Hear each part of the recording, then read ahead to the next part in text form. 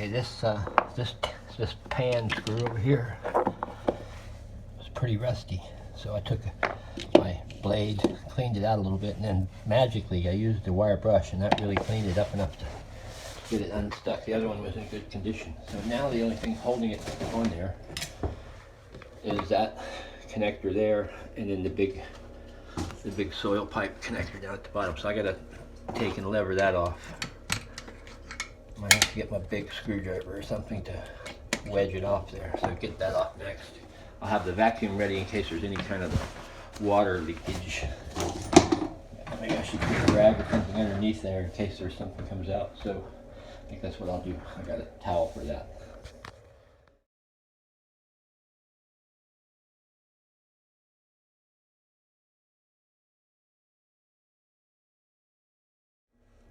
There's a tasty critter. It's still dripping, so I'm gonna have to do something eventually. But it's definitely wet.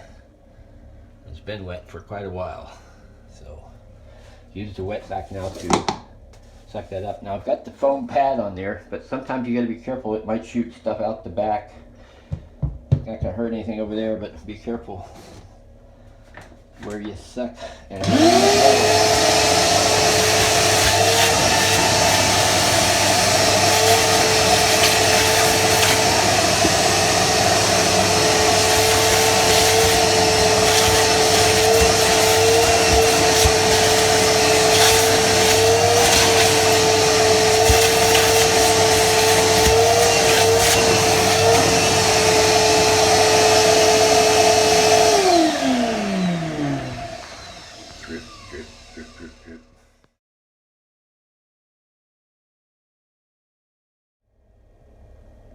Okay, so I'm getting ready to fit the new bowl cistern, and I've got a new waste pipe. The other one, I was going to use it temporarily because this is going to have to come out again, and I bought this, was the wrong size coupling, so I'm just going to see if I can get this to work temporarily, and I'm going to go off and get the dehumidifier and bring that back and stick it in here. And in the meantime, I want to stick this all together and check for leaks, and then we'll go to the next phase, putting the seat on after we get all that in.